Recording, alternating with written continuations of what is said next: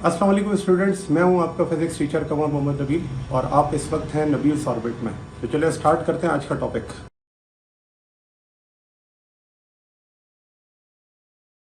तो इसे हम लिखते हैं परसेंटेज लॉस इन एनर्जी। ठीक है जी। तो ये हमारा टॉपिक यहाँ पे हो गया वाइंड अप। कोई क्वेश्चन है, पूछ लें। नहीं भी नहीं। चले, अब आते हैं हम इम्प्लीकेशन ऑफ एनर्जी लॉसेस। ये आपका लास्ट टॉपिक है इस चैप्टर का।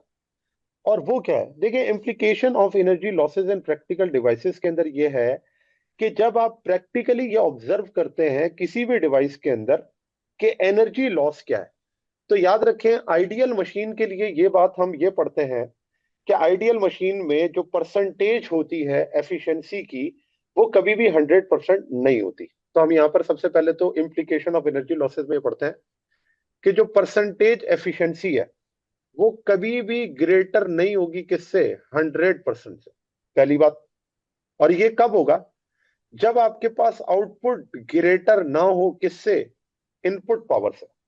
तो अगर इनपुट पावर कम हो और आउटपुट पावर ज्यादा हो तो ये पॉसिबल नहीं है। Not possible, not possible.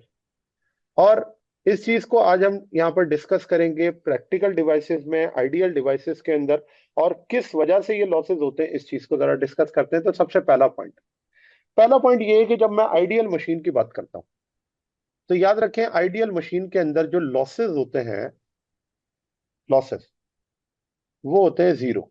Ideal है ना, आइडियल का मतलब मैंने लॉसेस को क्या कर दिया, जीरो।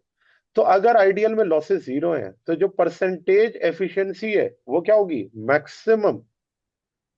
ठीक है, वो है 1। और इसको अगर मैं परसेंटेज में लिखूं तो परसेंटेज के अंदर इसकी जो वैल्यू है मैक्सिमम, वो किसके बराबर है, वो है 100%। ठीक है, वो है 100%। अच्छा, जबकि प्रैक्टिकल मशीन्स में क्या होता है, प्रैक्टिकल मशीन्स के अंदर ये लॉस को हम जीरो नहीं कहते। यहां पर ये जो लॉसेस हैं ये नॉट होते हैं इक्वल टू जीरो। इसका मतलब लॉसेस हैं कुछ ना कुछ। और अगर लॉसेस हैं तो इसका मतलब एफिशिएंसी 1 से कम होती है।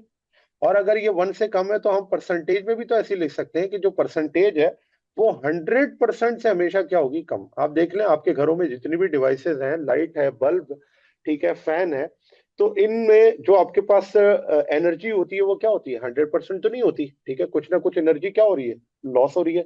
ये चीज हम यहाँ पर क्या कर रहे हैं, डिस्कस कर रहे हैं, implication of energy losses in practical devices. अब ये एनर्जी लॉस होती क्यों है, तो उसकी वजह है फ्रिक्शन। ये वो फ्रिक्शन ही है जिसकी वजह से एनर्जी क्या होती है, लॉस होती है। या इसको हम थर्मल एनर्जी और हीट भी कहते हैं, क्योंकि जहां जहां फ्रिक्शन होगा वहां पर क्या होगा, थर्मल एनर्जी। और थर्मल एनर्जी को मैं ये भी कह सकता हूँ हीट। आप देखें कि कोई बल्ब आपने ऑन किया, तो आप जैसे ही बल्ब को निकाल के उसको हाथ लगाएं तो वो बल्ब गर्म हो रहा होता है। तो इसका मतलब ये है कि वहां पर हीट डिसिपेट हो रही थी, और वो हीट डिसिपेशन एक्चुअली क्या है, एनर्जी लॉसेज है। ठीक है, और उन्हीं एनर्जी लॉसेस को हम यहाँ पर main causes of energy loss कहते हैं। ठीक है, ये हीट की फॉर्म में होता है। तो आप देखें गाड़ियों के जो इंजन्स हैं, उन इंजन्स के अंदर भी क्यों एफिशिएंसी जो होती है वो 100% नहीं होती, क्योंकि जब गाड़ी चल रही होती है तो उसके अंदर हीट की फॉर्म में एनर्जी क्या हो रही होती है, लूज हो रही होती है। ठीक है, नेक्स्ट पॉइंट इसमें आ जाता है मैकेनिकल एफिशिएंसी। और मैकेनिकल एफिशिएंसी आप कैसे कैलकुलेट करते हैं, तो देखिए उसका फार्मूला ये होता है कि जो मैकेनिकल एफिशिएंसी होती है उसको आप पहले लिखते हैं ईटा से। ये सिंबल है ईटा, ईटा। ठीक है, ये सिंबल। अच्छा, अब इस ईटा को कैसे लिखते हैं, तो इसे हम लिखते हैं output work, output work divided by input work, output work divided by input work. और इसको मल्टीप्लाई कर देते हैं किससे, 100 से। तो आपने अगर परसेंटेज एफिशिएंसी कैलकुलेट करनी है, कैसे कैलकुलेट करेंगे, इस फार्मूले से। अब इस फार्मूले में ये आउटपुट वर्क क्या है, और ये आउटपुट वर्क क्या होता है, इस आउटपुट वर्क को हम कहते हैं ये यूजफुल वर्क है। इनपुट वर्क जो कि आपने किया, ठीक है, मल्टीप्लाई करेंगे 100 से, तो आपके पास आंसर किस में आ जाएगा, परसेंटेज के अंदर आ जाएगा। पहले जरा करके देखते हैं। तो सबसे पहले हम ये देखते हैं कि आउटपुट वर्क किस तरह से कैलकुलेट होता है। तो देखो, इसमें मैं दो एग्जांपल्स के जरिए इस चीज को आपको सॉल्व करके बता देता हूं कि किस तरह से आप आउटपुट वर्क को कैलकुलेट करते हैं। इसमें आपने करना ये होता है कि आप आउटपुट वर्क को इस तरह से लिखते हैं WO, आउटपुट वर्क, और ये बराबर है किसके, F output multiply by D output, F output multiply by D output. अब ये जो D आउटपुट है ये क्या है, तो F आउटपुट को हम लिख सकते हैं कि ये F आउटपुट है लोड, और इस लोड को मल्टीप्लाई करेंगे किससे, distance moved, distance moved by the load. कितना डिस्टेंस जो है वो लोड के जरिए मूव होगा, उस चीज को हम यहां पर लिखते हैं क्या, WO से। अच्छा, अब अगली बात यहां पर कि इनपुट वर्क क्या है, क्योंकि अगर ये दो चीजें पता होंगी तो हम क्या कर सकते हैं, इसको कैलकुलेट कर सकते हैं, इनपुट वर्क। तो इस इनपुट वर्क को किस तरह कैलकुलेट करेंगे, तो वो इस तरह से होगा कि जो भी आपके पास इनपुट वर्क है उसमें भी दो चीजें, इसे मैं लिख देता हूं, WI इज इक्वल्स टू, ये हो जाएगा F इनपुट, ठीक है ना, इनपुट फोर्स क्या है, इसको मल्टीप्लाई करेंगे किसके साथ, D इनपुट के साथ, D इनपुट, कितना डिस्टेंस जो है वो एफर्ट अप्लाई करेगी। तो यहां पर ये है कि F इनपुट की जगह पर मैं लिख सकता हूं ये है एफर्ट, और इसे मल्टीप्लाई करेंगे किससे, डिस्टेंस, और distance through, distance through which, distance through which effort is applied, effort is applied, ठीक है। तो यहां पे इनपुट वर्क और आउटपुट वर्क दोनों के फार्मूले में पता चल गया। अब जरा इस फार्मूले को हम अपने डिफरेंट एग्जांपल्स पर अप्लाई कर कर देखते हैं, और वो एग्जांपल क्या है, तो देखें, जैसे मैं आपको कहता हूं कि एक पुली सिस्टम है, इस पुली सिस्टम में क्या होगा कि एक तरफ आप अप्लाई करेंगे एफर्ट, ठीक है, ये है आपके पास एफर्ट, और ये एफर्ट अप्लाई की जा रही है, इसको मैं कह देता हूं ये है इनपुट फोर्स, ठीक है, FI एफर्ट है, और इस एफर्ट की वजह से कितना डिस्टेंस चेंज होगा, ये है DI। अब जो लोड है, आपने एफर्ट अप्लाई की ना, तो लोड होगा, तो यहाँ पे जो वेट है वो है डाउनवर्ड, वेट क्या है इधर, डाउनवर्ड, इसे मैं कह देता हूं ये है लोड, LOAD लोड, और ये लोड कितना लिफ्ट होगा, इसे मैं कह देता हूं DO, ठीक है, लोड क्या हो गया, D हो गया।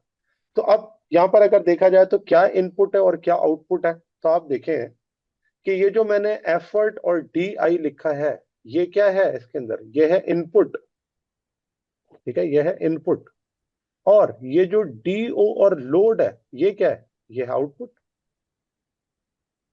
ये है आउटपुट। तो आउटपुट अपॉन इनपुट आप क्या करेंगे, मल्टीप्लाई करेंगे तो डिवाइड करेंगे, आंसर क्या आ जाएगा, 100। तो इस केस में अगर मैं एफिशिएंसी निकालूं तो कैसे निकालूंगा, तो मैं ऐसे निकालूंगा, efficiency is equals to output work, तो आउटपुट वर्क की जगह मैं क्या लिखूंगा, लोड मल्टीप्लाई बाय DO, ये है आउटपुट, डिवाइडेड बाय जो इनपुट है वो क्या है, F input, effort, effort multiply by DI, और इसको मल्टीप्लाई कर देंगे किससे, 100 से, तो परसेंटेज एफिशिएंसी किसके बराबर आ गई, तो उसे हम यहां पर इस तरह से लिख सकते हैं। इसी तरह अगला एक और केस है, वो है इंक्लाइंड का। इस इंक्लाइंड केस के अंदर अगर आप देखें कि एक ब्लॉक है जिसका मास है M, तो इसके ऊपर जो वेट फोर्स होगी उसे हम क्या लिखेंगे, वो है mg, ठीक है। अब यहां से आप इसको एफर्ट लगाते हैं और पुल करते हैं डाउनवर्ड, ये है FI, इसे लिखते हैं एफर्ट, ठीक हो गया। अब एफर्ट आपने लिखा, जो DO है वो है हाइट, कितनी हाइट कवर होगी इसको ऊपर ले जाने के लिए, ये डिस्टेंस होगा DO, ठीक है, इस DO को हम क्या कहते हैं, ये है H, कितना लोड लिफ्ट करके ऊपर जाएगा, ठीक है। और यहाँ पर जो लोड है वो है FO, यानी कि आउटपुट फोर्स, जो भी आप क्या कर रहे हैं, मूव करवा रहे हैं ऑपोजिट डायरेक्शन में। तो आप देख लें कि यहाँ पर एफर्ट और इस एफर्ट का डिस्टेंस क्या है, DI, कितना ये रोप को मूव करवा के नीचे लाया जाएगा, ये क्या है, DI। तो आप देखें इसी तरह से इसकी परसेंटेज एफिशिएंसी कैलकुलेट हो सकती है ना। तो परसेंटेज एफिशिएंसी कैलकुलेट करने का फार्मूला मैंने आपको ये लिखकर बता दिया किस तरह से आप इसे कैलकुलेट कर सकते हैं, ठीक है। फिर आ जाता है मैकेनिकल एडवांटेज। अब देखिए मैकेनिकल एडवांटेज क्या है। मैकेनिकल एडवांटेज का मतलब ये है कि उस मशीन का फायदा क्या है ना, इसे कहते हैं मैकेनिकल एडवांटेज। उसे हम लिखते हैं किस तरह से कि यहाँ पर जो मैकेनिकल एडवांटेज है ये एक्चुअली लोड और एफर्ट का रेशियो होता है। याद रखें, मैकेनिकल एडवांटेज अगर पेपर में निकालने के लिए आए, आप कैसे निकालेंगे, जो भी लोड है उस लोड को डिवाइड कर दें किससे, एफर्ट से। लोड को जब एफर्ट से डिवाइड करेंगे तो आंसर आ जाएगा FO/FI। तो इन दोनों का जो रेशियो है वो आपको क्या बताएगा, मैकेनिकल एडवांटेज, यानी कि उस मशीन से कितना एडवांटेज मिलता है, ये आपके पास क्या है इसका, इसे हम कहते हैं मैकेनिकल एडवांटेज कहते हैं, ठीक है।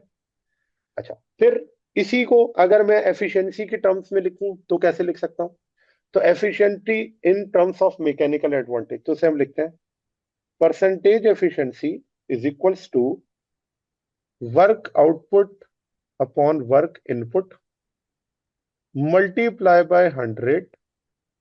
अब वर्क आउटपुट क्या है, तो इसे हम लिखते हैं FO/DO divided by FI/DI multiply by 100, ठीक है। और इसे मैं अगर इन टर्म्स ऑफ मैकेनिकल एडवांटेज लिखूं तो वो मैं कैसे लिख सकता हूं, तो देखें मैंने अभी आपको बताया ये जो FO/FI है, FO/FI ये किसके बराबर है, मैकेनिकल एडवांटेज के। तो क्या मैं FO/FI की जगह पर मैकेनिकल एडवांटेज पुट कर सकता हूं, तो फिर क्या आएगा, percentage efficiency is equals to FO/FI की जगह पर आप क्या करते हैं, मैकेनिकल एडवांटेज लिख दें, और साथ में ये हो जाएगा DO/DI, और इसको मल्टीप्लाई कर देंगे किससे, 100 से। तो ये आपके पास आ जाएगा efficiency in terms of mechanical advantage. तो पेपर में अगर आपको एफिशिएंसी कैलकुलेट करने के लिए आए और मैकेनिकल एडवांटेज गिवन हो तो भी आप क्या कर सकते हैं, इसे कैलकुलेट कर सकते हैं, ठीक है। जी स्टूडेंट्स, तो ये था आज का हमारा टॉपिक। उम्मीद है आपको ये टॉपिक समझ आया होगा। अगर आप नबील्स ऑर्बिट में रहना चाहते हैं तो सब्सक्राइब करें और नई आने वाली वीडियोस के लिए बेल आइकन प्रेस करें। Thank you very much. अल्लाह हाफिज़।